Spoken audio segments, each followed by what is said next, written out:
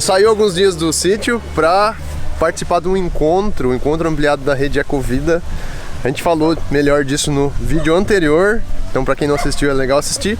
E a gente está aqui em Maringá, Paraná, fica uns 300 quilômetros de Marechal Cândido Rondon, onde a gente mora, para participar desse encontro falando sobre agroecologia, essa mudança de agricultura, né? Muitos agricultores, gente que está lidando com a terra, está aqui presente, está sendo bem legal ter esse contato. E agora vamos para um seminário sobre manejo de solo. Estou bem curioso para ver o que é que vai ser partilhado ali. Mas tudo começou quando?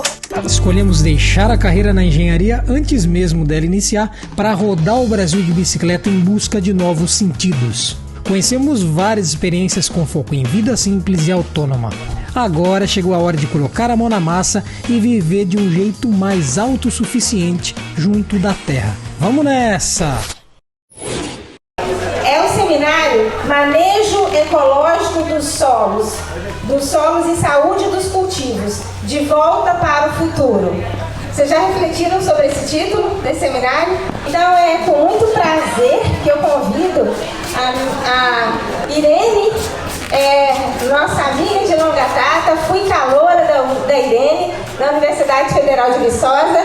Vamos subir aqui, Irene, por favor. A hora que eu cheguei, conheci um monte de gente aqui, eu falei, nossa, e todo mundo faz agricultura orgânica, que coisa maravilhosa. E tudo orgânico, né? Parece um sonho, né? Pra gente que vem lá da agricultura alternativa da década de 80, é um sonho. Então vocês é a concretização de um sonho. E também fico me perguntando o que eu estou fazendo aqui, né? Porque tem um tanto de gente aqui que sabe de solos e fica até meio insegura. Mas vamos lá, Laércio pediu, eu faço, né? Então acho que a primeira coisa quando a gente fala de manejo agroecológico dos solos, porque a gente tem um problema sério que é da degradação dos solos. Então, segundo a FAO, praticamente todas as terras do mundo, mais de 90% tem algum nível de degradação. A gente tem que perguntar então o que degrada os solos. Muitas coisas degradam os solos. Eu vou falar de 3, que é da erosão, dos agrotóxicos e dos fertilizantes químicos. Quando a gente fala de erosão, que é uma das maiores ameaças, um dos maiores fatores de degradação dos solos, a gente tem que pensar na erosão hídrica e eólica, né? E a gente tem que pensar o que provoca esse processo erosivo. Então, na verdade, a erosão é quando a água escorre superficialmente e carregando partículas de solo.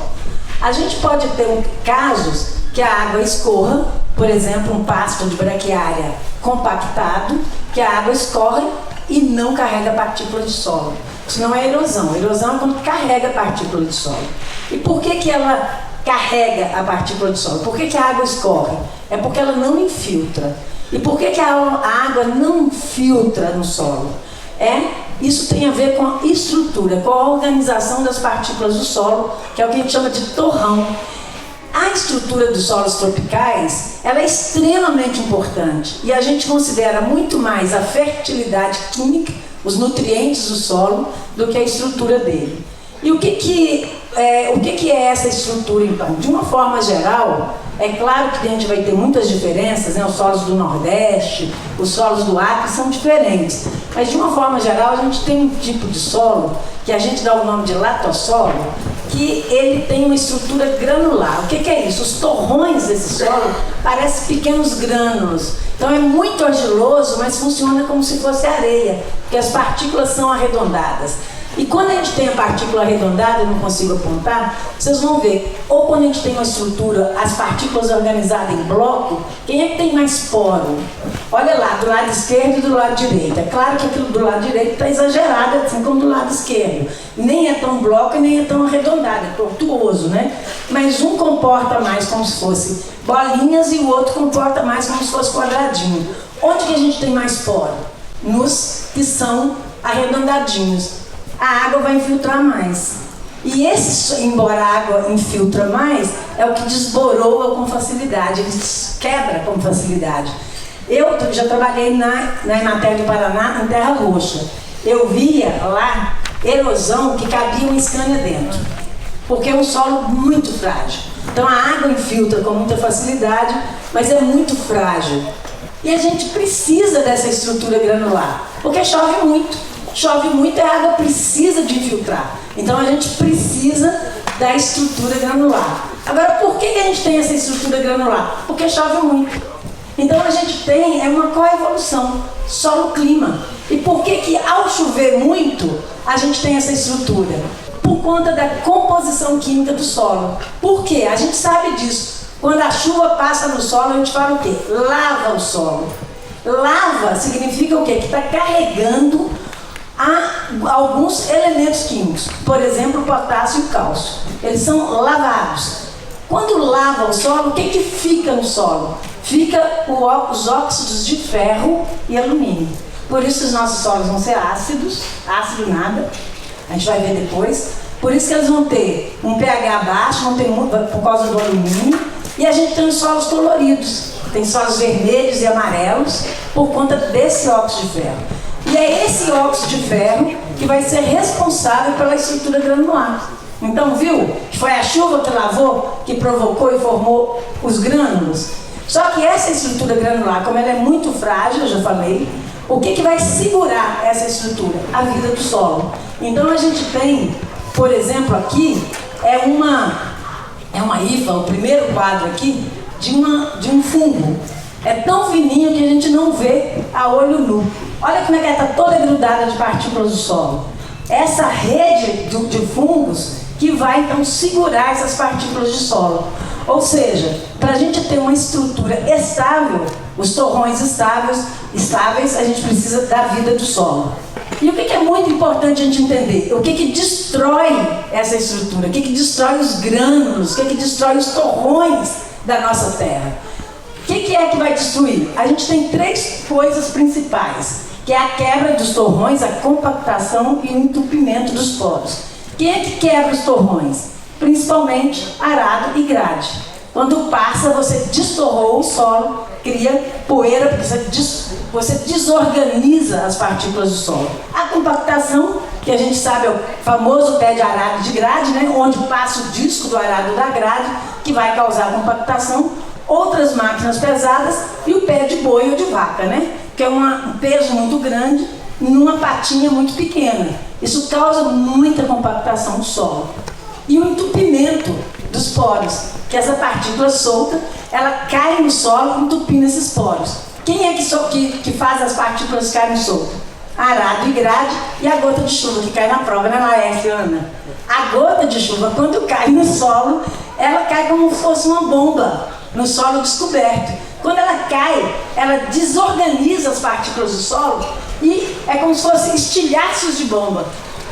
Os fragmentos voltam desorganizados, sem estar organizado, e entope o solo. Então, a gota de chuva em solo descoberto vai criar esse problema do entupimento dos poros.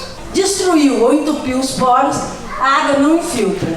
A água não infiltrou, erosão, você vai perder nutriente, você vai diminuir a produção, você não vai ter vida no solo. Porque a vida do solo depende da água, você não vai ter água na nascente, você vai assorear o solo. Então, solo e água, ou terra e água, são irmãs siamesas. Se você fizer com um, atrapalha o outro ou ajuda o outro. Atrapalhou a água, você vai ter consequência no solo. Manejou mal o solo, você vai ter consequência na água. Um depende do outro. A erosão eólica, não vou entrar muito em detalhe, porque as partículas carregadas pelo vento. E a gente está tendo muito problema de desertificação, inclusive no sul do Brasil. No Nordeste, isso daí é solo descoberto. O vento carrega quando o solo está descoberto e o solo está destorroado. Uma outra questão que eu falei que é importante a gente chamar a atenção é dos adubos químicos. Adubo químico é sal que não alimenta a vida da terra. E para a gente entender essa história, por que a gente gosta tanto de pôr adubo químico nos nossos solos, a gente tem que entender então que a gente acha que os nossos solos precisam de adubo químico porque a gente acha que ele foi muito lavado, ele foi muito lixiviado, esses nutrientes foram retirados do solo. Será que é bem assim? Para entender isso, a gente tem que entender como é que os solos são formados. De forma muito simples, solo é rocha podre. Os nutrientes vêm principalmente das rochas e do ar. Do ar, nitrogênio, carbono, hidrogênio, das rochas, os outros. A rocha apodrecida é que forma solo. E é o solo endurecido ou derretido que vira rocha. Então é um que leva o outro que leva a um. É um ciclo. Tudo que a gente faz que altera a natureza cíclica do planeta, a gente altera a condição natural do planeta. Então, só entender isso muito rapidamente para a gente entender essa natureza cíclica do planeta. E aí o que acontece com a água, então, que lixivia, que lava esses nutrientes do solo? Essa mesma água dos trópicos, que formou os poros, que precisa dos poros para a água infiltrar, essa mesma água com temperatura apodrece muito a rocha. Então a gente tem muito apodrecimento de rocha. Qual que é a consequência disso? A gente tem solos muito profundos. Então não é que a gente não tem nutriente, só que esses nutrientes eles estão dispersos nessa massa toda do solo. Se a gente considera só 20 centímetros de solo, a gente vai falar que a gente tem pouco nutriente. Mas se a gente considerar 30 metros de profundidade, como são alguns dos nossos solos, eles não têm pouco nutriente. Eles estão tão dispersos. Essa mesma chuva e este mesmo sol que lava a terra, que apodrece a rocha, que forma os poros que precisa para a água infiltrar, é responsável pela fotossíntese.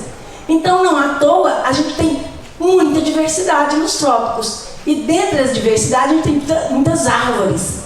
E as árvores, especialmente, fazem muita fotossíntese. O que é isso? Fixa carbono, tira carbono do ar, que vai fazer os açúcares, de forma geral, que vai produzir nosso alimento, e libera oxigênio. Por isso que a árvore limpa o clima, porque ela tira o oxigênio e devolve, tira o carbono e devolve o oxigênio. E muito interessante, porque a árvore precisa de solo macio para crescer, precisa de solo com porosidade, precisa de solo profundo, porque ela tem as raízes profundas. Então, de novo, a gente vai ter uma coevolução: solo, clima, planta. Então, o mesmo clima que lava o solo, que forma os poros, que forma óxido de ferro, é o clima que vai favorecer uma alta taxa de fotossíntese e muitas plantas. Conclusão: se a gente quer manejar bem esse solo, a primeira coisa que a gente tem que ter é explorar bem, então, o solo em profundidade. E aí a gente vai ver que as árvores são extremamente importantes, porque elas vão permitir explorar bem o ambiente acima do solo e no solo, porque elas têm raízes profundas. E essas raízes profundas, a árvore não anda só. É igual a Maria Bethânia. Raiz de planta não anda só. Ela leva junto os micro-organismos. Então você vai ter em profundidade micorriza, que são os fungos, que é mais fino do que o meu cabelo, do que o seu cabelo, que vai explorar e vai fazer uma rede de comunicação no solo. Essa rede, eu costumo falar que é a internet da terra, e não faz fake news. Ela não fala para a planta assim, ó, cuidado que está vindo um organismo para te atacar. Depois ela diz, é mentira. Não faz isso. Então você tem uma rede de comunicação e de integração dessas partículas em profundidade. E a gente tem outros organismos, como por exemplo os risóbios, que vão fixar nitrogênio, que vai ser muito importante. Então, se a gente não tem diversidade de planta, a gente não vai ocupar bem esse solo. Se a gente não tem raiz, a gente não vai ocupar bem o solo em profundidade. Então é verdade que a gente tem pouco nutriente? Não, só que os nutrientes estão dispersos. É como se a gente tivesse uma dispensa, né? Você tem 10 quilos de alimentos, a dispensa pequena está tudo concentradinho na prateleira. Agora, se a dispensa é grande, está tudo espalhado. Você tem que ir procurar, pode deixar isso. Você tem que ir procurar esses nutrientes. Quem procura no solo são as raízes, com os organismos. Não existe só raiz, sempre está associado com o organismo. Bom, e quando a gente fala de adubo químico, a gente tem um problema. O Brasil importa mais de 75% do nitrogênio. Para colocar nitrogênio no saco de adubo, precisa de combustíveis fósseis, ou gás, ou petróleo, de energia fóssil. Então isso é provocar mudança climática. Além disso, 1% de todo o nitrogênio químico que é colocado no solo vira óxido nitroso, que é 300 vezes mais poluente que o CO2. O fósforo, a gente importa mais de 50% do fósforo. E o fósforo é um elemento raro na natureza. Tem cientistas que falam que 30, tem uns mais otimistas que falam de 300 anos, o fósforo vai acabar como fonte para colocar na adubo. Mas o nosso solo é fonte de fósforo. Só que esse fósforo está muito agarrado nas partículas nos óxidos de ferro. Quem é que tira isso? Os organismos. Então, de novo, a gente precisa de vida no solo. O potássio, a gente importa mais de 90% do potássio. É um dos 10 itens da pauta de importação brasileira. De onde? Da Rússia e Gabriela Rus. Quando entra em guerra, o agronegócio entra em polvorosa. Por isso que João Pedro Sede fala que se o navio do agronegócio tirar o pneu em alto mar, acabou o agronegócio. Porque são dependentes desses adubos. Bom, então, qual é a solução?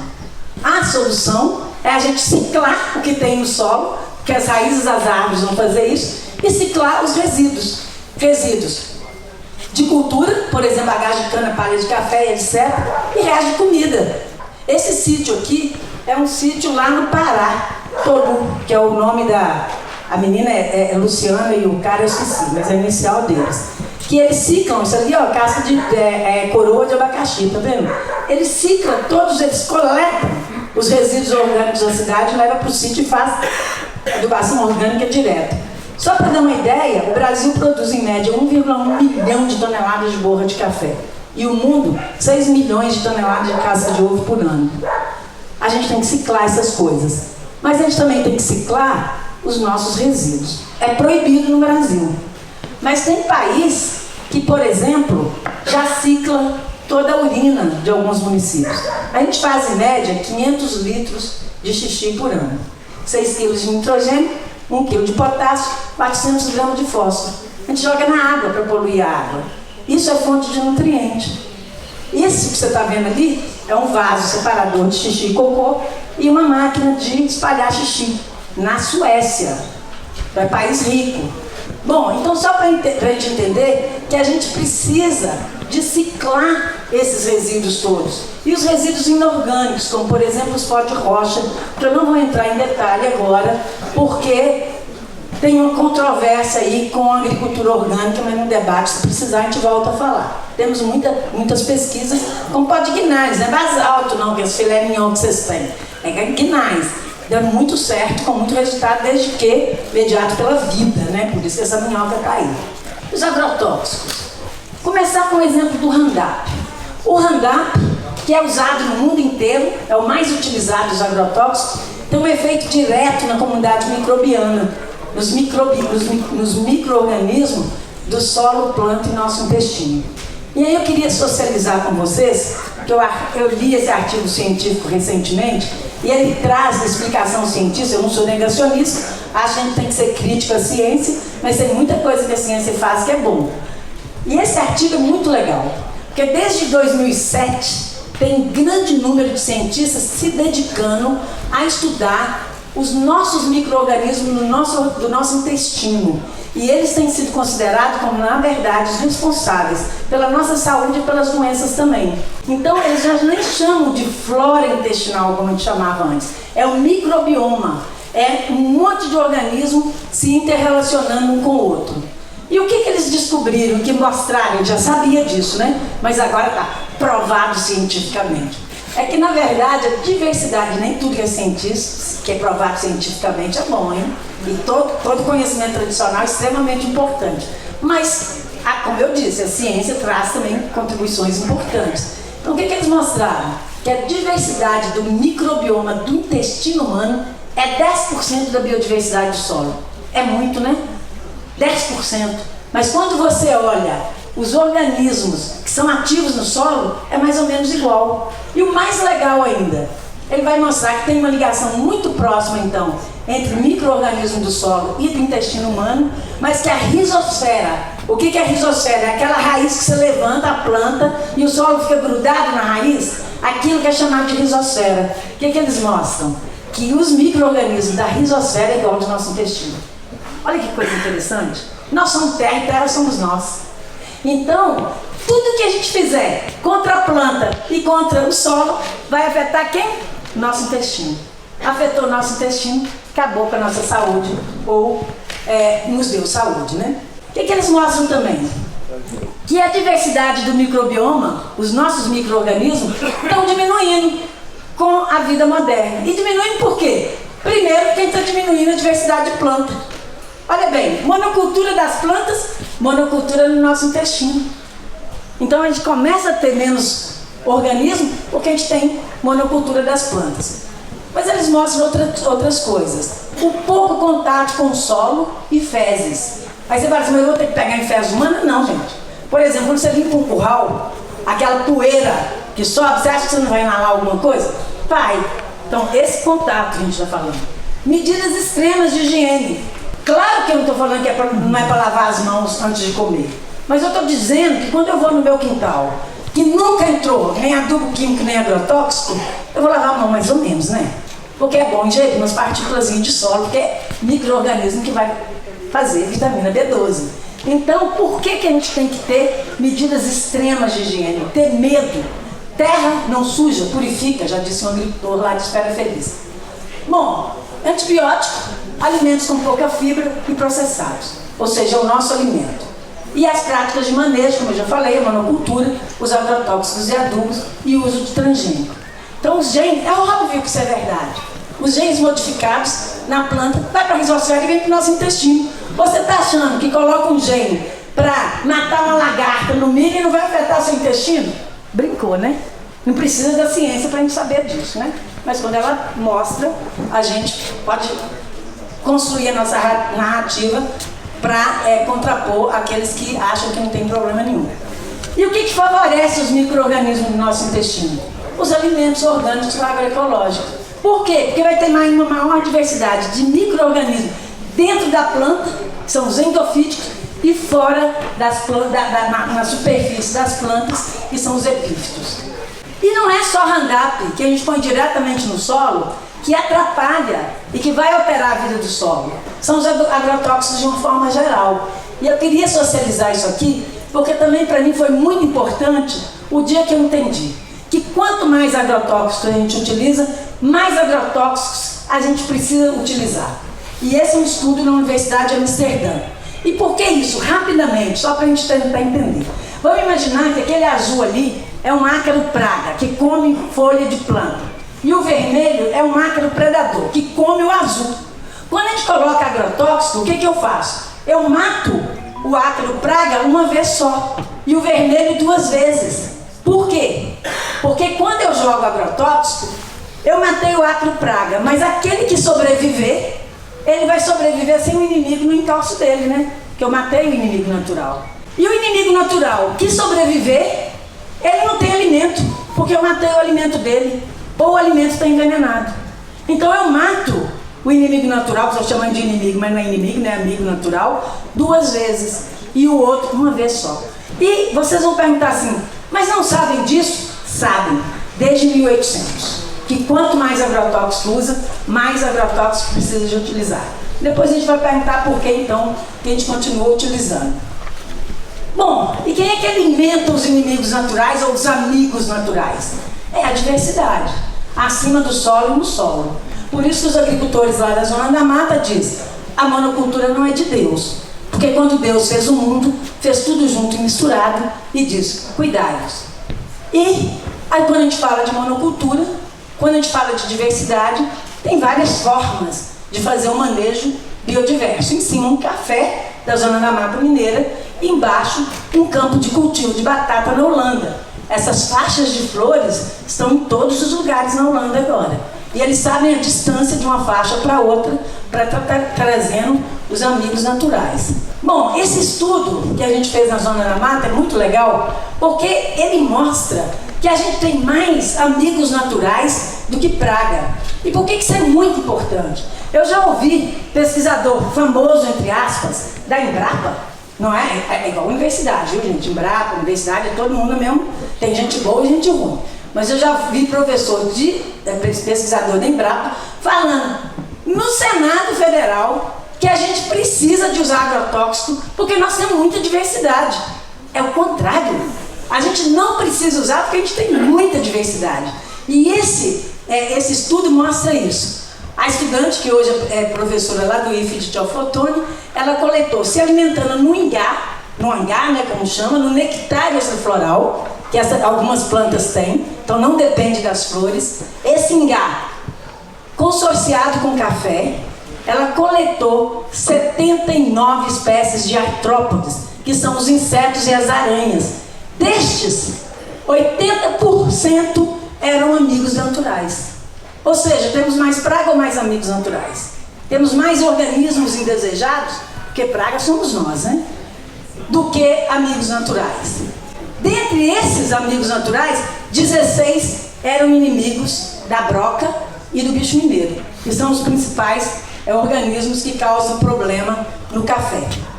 Então a gente tem muito mais amigos naturais do que organismos que vão causar problema. A pergunta agora é, se a gente sabe tudo isso, por que a gente continua degradando? E aí, se a gente olhar por que a gente continua degradando, pode um modelo agroquímico, que é o que a gente chama de Revolução Verde, da tal da modernização da agricultura, que foi implantado após 1945, após a Segunda Guerra Mundial, com o propósito de criar mercado para as empresas de insumos agrícolas, de agrotóxicos, sementes, máquinas, etc. Com uma desculpa, que era para alimentar o mundo. Na verdade, não era para alimentar o mundo de comida, era para alimentar o lucro das empresas. Então, esse modelo agroquímico, que a gente fala que é a base do agronegócio, é um modelo implantado em monocultura, para facilitar o uso de máquinas. Então, cada vez mais, a gente está entendendo o que é o agronegócio e dizendo que ele não é tech, não é pop e muito menos tudo. Por quê? Porque agronegócio é esse modelo baseado nesse pacote tecnológico. E o que é tudo é agricultura. A primeira vez que a palavra cultura foi escrita na humanidade foi na palavra agricultura, que é a nossa relação com a natureza é mediada pela cultura. Então nós temos que honrar a cultura, não é um negócio.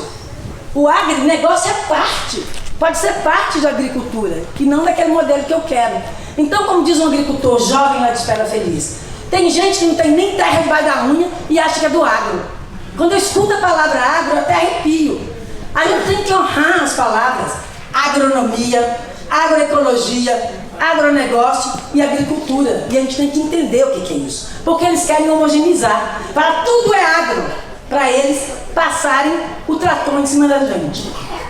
Então, quando a gente chama de agronegócio, eu estou dizendo que é uma agricultura que a base é o pacote tecnológico da Revolução Verde. Bom, e o que sustenta então este agronegócio, já que ele não é sustentável? A gente vai ver que são muitos interesses econômicos articulados com um interesse político. Larissa Bombardi, que está exilada na França porque falou mal e apresentou os problemas relacionados ao agrotóxico, está lançando esse livro agora, que ela mostra. O mercado mundial de agrotóxicos movimenta 60 bilhões de dólares ao ano. 6 companhias controlam 80% do valor total de comercialização de agrotóxicos no planeta.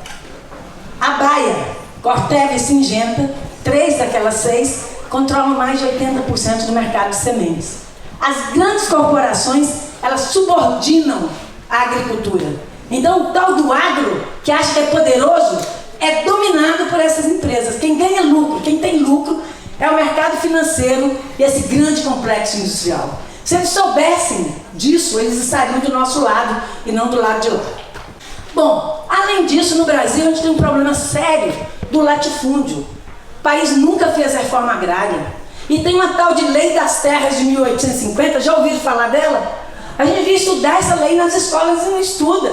Que é uma lei que até 1850, no Brasil as terras eram livres. Você podia chegar e falar, essa terra aqui é minha, e era sua. Os grandes latifundiários, os poderosos da época, prevendo que ia ter a abolição dos escravos, da escravatura, das pessoas escravizadas, fizeram o quê? Criaram a Lei das Terras. A partir de 1850, homens livres, mulheres livres, terra escravizada. Aí não tem mais acesso à terra. Vai parar onde? Nas favelas. As pessoas não têm mais acesso à terra. Essa lei, ela é a causa de muitos problemas que a gente tem hoje no Brasil. O latifúndio é a causa de muitos problemas que a gente tem hoje no Brasil. E a gente sabe os dados. É muita agricultura familiar exprimida num pouquinho de terra e muita gente grande, com muito pouca gente grande com muita terra. E eu não estou falando de 5 mil hectares de terra, não. No Brasil tem latifúndio que tem 100 mil, 400 mil hectares de terra. A conclusão que a gente chega é que a agricultura, como é praticada pelo agronegócio, não é sustentável e é uma das principais ameaças à vida no planeta. Por quê? Porque usa muito CO2, através de combustíveis fósseis, libera muito CO2 a partir do uso dos combustíveis, das queimadas, dos desmatamentos, da perda de biodiversidade. Óxido nitroso, como eu já falei, 300 vezes mais poluente, e metano, principalmente de arroz irrigado e gado. A gente produz 568% da carne vermelha que é consumida no mundo. Eu não estou dizendo para o pessoal do Sul ser vegetariano, também não sou. Mas a gente tem que pensar muito bem no consumo de carne e na quantidade de carne que a gente consome, que além de fazer mal para o nosso microbioma, faz mal para o planeta como um todo. Então a gente tem que pensar nisso. Por isso tem um documentário na Netflix que fala: desmatar e queimar para implantar soja e pastagens está ameaçando a vida no planeta. Mas tem um interesse econômico, político muito grande envolvido. Então, se a gente for olhar de 2019 a 2022, só a Singenta fez 81 reuniões com o MAPA. Você não pensa que estava lá discutindo as propostas da Ecovida, né? Discutindo agricultura orgânica e agroecologia, discutindo o Planapo, né? Não era isso. Aqui teve menos, olha lá, a Cargill, 13 reuniões. 2022, dos 10 maiores financiadores da campanha do Bolsonaro, 9 eram do agronegócio. A maior parte dos deputados são da bancada ruralista. Por quê? Que interesse eles estão defendendo? Não são os nossos. É claro que esse pacote de políticas e esse interesse político ele é ancorado em políticas públicas. E para implantar o modelo do agronegócio, mexeram no currículo das universidades, na pesquisa, na extensão, no crédito. É uma ciência a serviço desse modelo. Então, o que isso é importante? A gente depende de políticas públicas. Se eu sair da política, outro entra no meu lugar. Então, como é que a gente participa da vida política do país? A construção de políticas públicas vai ser muito importante. Então, o que a gente tem que fazer? A gente tem que fortalecer a agroecologia enquanto ciência, movimento político e prática social, fortalecer a produção orgânica, e a gente entende, quando a gente fala de agroecologia, todas as dimensões do sistema agroalimentar. Produção, que daí tem a biodiversidade, o solo e a água, o beneficiamento, a comercialização, o consumo e a reciclagem. O que eu como, o resíduo que eu deixo na minha mesa é tão importante quanto aquele que chega na minha mesa. Para onde vai o resíduo? Qual foi o trabalho e o custo para produzir aquilo que eu joguei no lixo? O que é o custo para produzir soja que sai se perdendo, agora nem tanto, mas quando eu trabalhei no Paraná, o caminhão da soja ia até o litoral com um rastro de semente de soja em volta. Para onde vai isso? Para onde vai o plástico que eu uso na agricultura? O resíduo é importante. Para onde vai o copo de cerveja que eu tomei ontem à noite? Para o chão? O resíduo é extremamente importante. Então, a dimensão do sistema agroalimentar não é só a produção. Por isso que a agroecologia é de interesse de todo mundo. Quando fala assim, eu não sou da agroecologia não, porque eu sou professora de história. Eu falo, você come? Como? Então será agroecologia sim. Porque o consumo vai ser extremamente importante também. Mas eu vou aqui agora, então, rapidamente, porque eu sei que meu tempo já está acabando, trazer a questão do manejo agroecológico de solos, que é para isso que me pediram para vir aqui, né? Então, quando a gente fala do manejo, na verdade, a gente está falando, manejo agroecológico é cuidar da vida do solo. Por que é cuidar da vida? Porque essa vida tem muitas funções. Quais são essas funções? Transformação da matéria orgânica, construção dos poros da terra, controle de doenças e pragas, importante para a nossa saúde. Quando fala assim, tem que trabalhar com a terra, não é terapia ocupacional, porque na terra tem bactérias antidepressivas. E para ciclagem de nutrientes, para fixação biológica de nitrogênio. Solo morto, comida morta. Solo tem que ser vivo. Mas é solo ou terra? Eu falo que eu quero cada vez mais ser cientista da terra e menos do solo. Por quê? Para começar, cadê a Letícia? Terra é feminino, Ana. Terra é feminino, solo é masculino. Quando a gente pergunta para os técnicos como é que são os solos tropicais, normalmente eles falam assim, ácido, pobre e ruim. E fala que tem que corrigir, porque o pH é baixo, porque tem muito alumínio, tem que corrigir. Quando a gente pergunta para os agricultores, para os povos e comunidades tradicionais, terra é a nossa mãe, que nos dá a vida e nos acolhe depois da morte. A terra tem que ser respeitada e cuidada. Aí, nossa mãe sagrada e venerada, a terra é ácida, pobre e ruim. O solo não orna. Combina? Não combina. Vou corrigir minha mãe? Não pode. Que história é essa? Então tem uma coisa aí contraditória, né? Então como é que a gente cuida da terra? A gente tem que entender que a terra é a comunidade dos seres escondidos. Não faça com a comunidade dos outros que você não quer que faça com a sua comunidade. Está na Bíblia isso, né? Está na Bíblia, é um território. O solo é um território dos organismos que lá vivem. Então temos que respeitar esse território. Aí, falando em Bíblia, eu construí de forma muito rápida os 10 mandamentos do manejo agroecológico dos solos. Primeiro é alimentar a vida do solo. Adubo químico solúvel é sal. O organismo do solo não se alimentam de sal, mas de matéria orgânica, igual a gente. Depende de carbono. Tem que ter diversidade. Você já pensou? Você comer arroz todo dia, ou carne? Todo dia, só carne. Você vai ficar doente. O organismo do solo é a mesma coisa, tem que ter diversidade. Para isso você tem que produzir no local matéria orgânica para colorir o prato dos organismos do solo. Quero falar para o Lula um dia ainda. Vida do solo é igual a gente. Tem que ter café da manhã, almoço e jantar. Por quê? Porque essa matéria orgânica que você coloca lá, ela também decompõe muito rápido. Por quê? Por causa do solo, do sol e da água. É a mesma coisa, é cíclico. Você põe e decompõe, põe e decompõe. Então tem que pôr todo dia. Tem que ter árvores. Porque sem árvores não há sustentabilidade nos trópicos. Como você vai colocar essa árvore? Aí depende, a gente conversa. É no entorno, é fazer uma fila de árvore a cada 50 metros no plantio de soja, é plantar milho com gliricídia, você poda toda a gliricídia antes de entrar com milho. Tem experimentos mostrando isso em vários lugares do mundo, inclusive no Brasil. Como é que a gente faz isso? A gente vai pensar. Cobrir o solo com diversificação.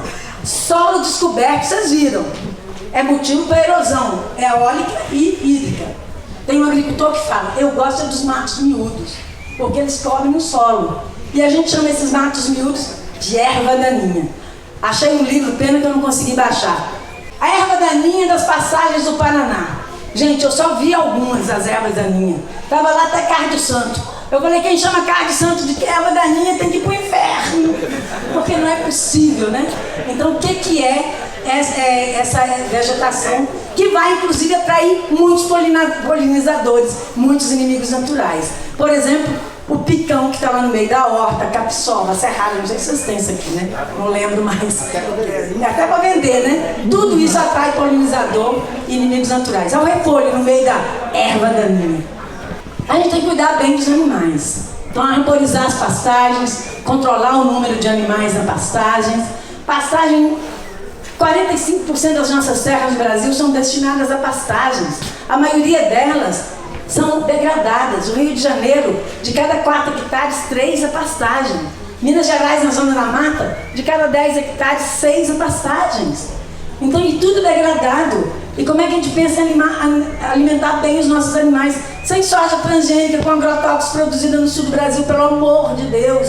Como é que vai levar soja transgênica produzida com agrotóxicos do sul do Brasil ou do Triângulo Mineiro para alimentar boi lá na zona da mata? Isso é um crime com os animais. Os animais não gostam de transgênico.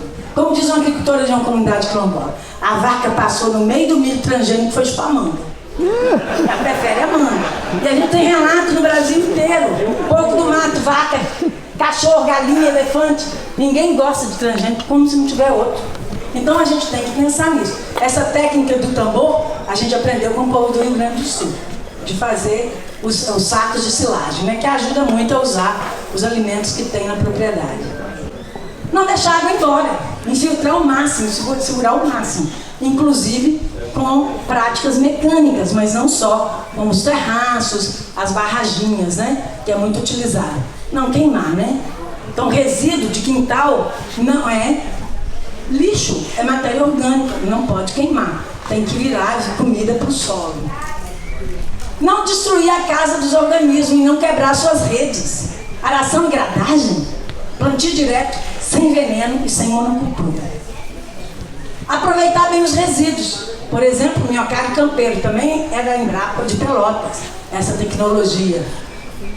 Não jogar lixo e outros poluentes no solo e nem nas calçadas da escola Milton Santos, né? Então a gente tem que cuidar dos lixos, dos resíduos onde a gente estiver, seja na nossa casa, seja na casa dos outros. E não envenenar a casa, a água, a comida e o ar dos organismos do solo e dos organismos acima do solo. É isto. Encontro vocês no 12º Congresso Brasileiro de Agroecologia.